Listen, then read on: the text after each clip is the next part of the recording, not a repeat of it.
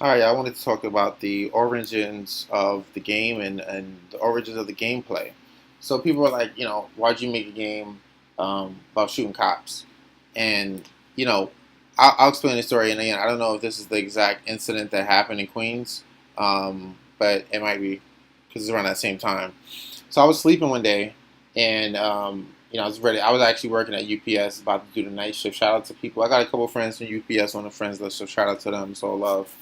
Um, but we used to work nights. It was crazy, and I was sleeping like at like 8 o'clock or whatever time it was, and all of us, I was living in South Jamaica, Queens, and I just heard sirens and sirens. It was crazy, and I just heard like those extra sirens coming in. You know what I mean? Like that extra. I'm not going to imitate the noise, but you know when it's like a trouble, it's trouble. So I'm like, damn, something crazy just happened.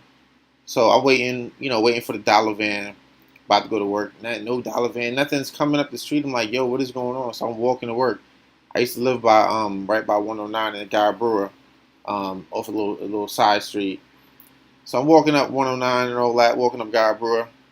Get to 108, no problem. Get to 107, I'm seeing siren. I'm seeing the police literally running. I'm seeing all kind of type, like you see this crazy truck here. I'm seeing all kind of trucks. I'm seeing them in the backyards. I'm seeing stuff taped off. I'm seeing all of this. I'm like, what is going on? So long story short, a cop got shot, and this is a different article. But for what I heard, it was a police lieutenant, and so they was running and looking everywhere for this dude. Oh, I don't know who it was. So that made me think like, so I got on the train, and the train was fine. And so I'm thinking to myself like, yo, what is this dude that's on the train with me? Like, why ain't they stopping the trains? And I started to think about the procedures and stuff. And I started to think like, yo, what if he shot all of them? What if he had like if there's a movie called 44 Minutes where my game is actually it actually happens. Um, and so I actually pull it up while I'm talking to you guys. But all that being said, because that was actually a true story. If you don't know um, what happened in 44 minutes, it was actually a real thing. So anyway, that was a real shootout with the cops. So that being said, it made me start to think like, wow, somebody like, what if there was a game where like you defeat the cops, and then you got to, and actually I did see the movie, but this movie, it's very similar to my game, but I don't know, it just didn't inspire me. I don't know, I just saw the movie and I was like, okay, I didn't think much of it, but I was thinking to myself, what would happen if you were to continue to get waves and waves and waves of enemies, and then after the cops, you got the SWAT, and after the SWAT, you got the army, and then it kept escalating from there. Um, like that'd be crazy. Then I started to think like, well, what if you had to like bribe and pay people to hide in their house and stuff like that? And then I started to say, well, you need to slow down. That may be a little bit too much. Why don't you just make the gameplay first, and then if you want to throw in other stuff, you definitely can at some point. So anyway, this movie here, 44 minutes. If you haven't seen it, it's actually a true story. I think, correct me if I'm wrong, it's the reason why police have access to automatic weapons now. It's because back then, I guess they couldn't have automatic weapons, and these guys did, and so they had a shootout with the cops for literally 44 minutes. This is a true story. Google it if you don't believe me.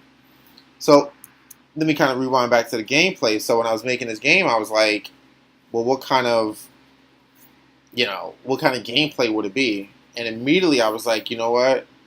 I have to have something that isn't just ignorant, like an ignorant shooter. Like I didn't want to make a hack and slash. So I was like, I want to create something to where you would have to dodge bullets. So a lot of people complain sometimes and say, Keenan, the game's too hard or whatever. No, you need to dodge bullets or upgrade your life. And when I think of dodge bullets, I immediately think of Contra. Because I just hear that and you just. Some people don't know what Contra is, but please do your homework. So anyway, in Contra, one of my favorite games as a child ever, it was really hard, and you had to dodge bullets. Now, this guy's playing it is really good. As you can see, the entire Contra is a 15-minute game. As a kid, it was 2 years it took us to beat this game because of the difficulty, and also it was just a lot of fun. And so when I created the game, I said to myself, I want it like Contra. I want to have you have to dodge bullets, number one, and then also I want you to you can see he's pretty much missing them, but I wanted to create it to where you can get power-ups while you play, you know. And as you guys can see, like, you know, I actually wanted this spread gun. If you look at my shotgun, it was created like the spread gun, because that spread gun right there is my favorite gun in Contra ever. And so Contra was a huge inspiration. But that being said, even though I do have a joystick, I didn't want to create a mobile game that has a joystick and buttons. Like that, like I might as well just create a console game at that point. So I started to think to myself, well, what can I do? What can I do? And I started thinking about this game called Dynamite Duke. So when I was a little kid, you know, we were too poor to like have all the new video games.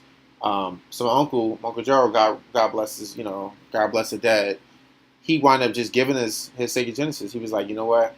I don't know. Actually, to this day, I don't really know why he gave it to us. But I know he was moving, and I don't know if he just didn't care or his girlfriend was like, I don't want you to be bringing no video games in his house. I don't know. But all that being said, he gave us the Sega Genesis. It was 6 games. And in those 6 games, Sonic was one of them, Alter Beast, Golden Axe. You know, I'm dropping classics here.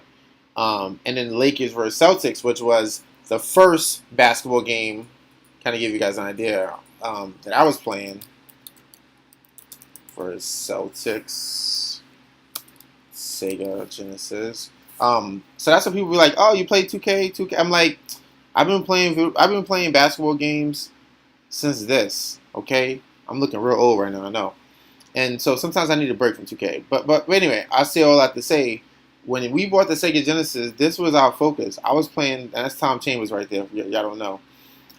They had special moves and everything. And this game had Jordan in it, believe it or not.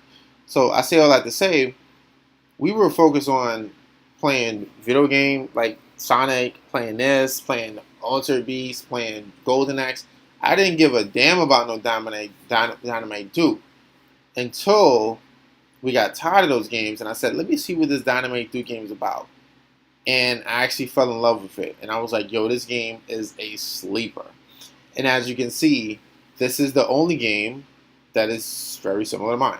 There's no other game on the market that I could think of that is just crazy similar to my game, except for Dynamite Duke. And so as you can see here, that is a huge inspiration to my game right there. And I started to, actually, I mean, I watched these videos, excuse me, over and over, just to kind of study, you know, what did Dynamite Duke do?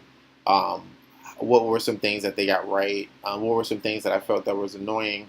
As you can see, they're moving, you know, laterally. Listen, I don't directly bite off anything.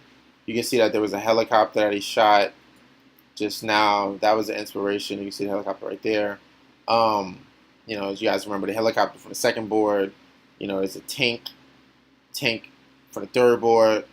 But again, I'm not going to directly bite him. So, you know, as you can see, my game is kind of from the top down, whereas his is, you know, my game is vertical, his is horizontal.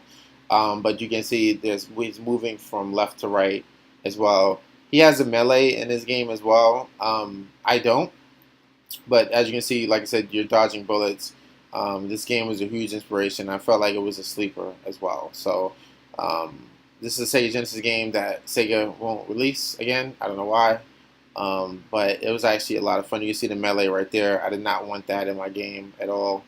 I feel like that was one part where the game suffered. But anyway, next video I'm going to talk to you guys more in detail about my actual levels and how they were developed.